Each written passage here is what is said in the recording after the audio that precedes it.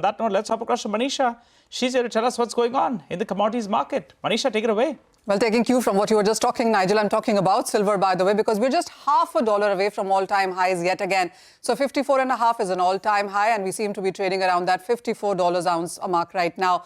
For the year, prices have gained up by 87%. And, you know, the silver rally started from mid-October in 2023. So when you look at the prices from there on, it has gained 165%. That's the kind of return that silver has given you in last 2 years itself. In the month of October, 2023, silver was trading at around $18 to $20 an ounce, and it's trading at 54 right now. All-time high has been 54.5. We started this year with 29.5, and it constantly has been gaining since then. We did 45.5 by the month of September, and from there till time, it has been $10 an ounce of a jump up coming in. Silver has seen some profit taking since the time we saw all-time highs there. It did go down to 47 as well, but the rebound that we have seen in the month of November clearly has been quite strong, giving us nearly 15% of gains for the month of November itself.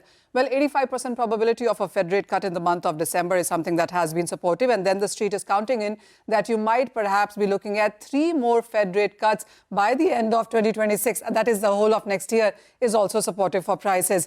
Take a look at the kind of silver demand that we are looking at. Well, the industrial demand, we did see an all-time high of around 689 million ounces last year. And the expectation is that you could be looking at that number or slightly higher, up to 700 million ounces of a record number in sense of industrial demand for this year as well.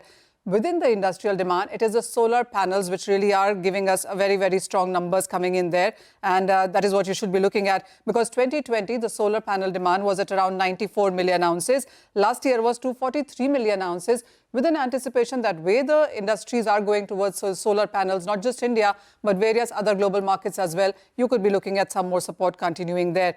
Take a look at the silver market deficit as well, and that has continued to be on the stronger side as well.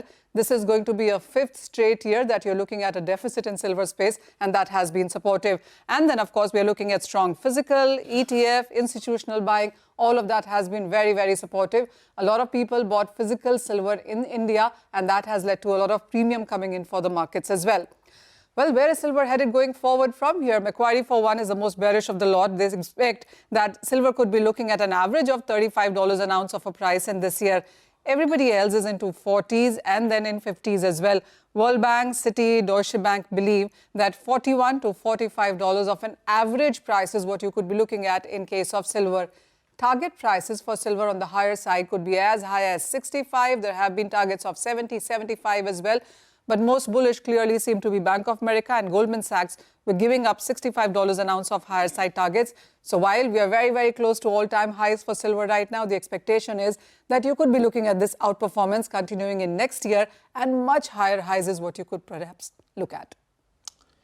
Okay, all right. Thanks a lot for that, Manisha. By the way,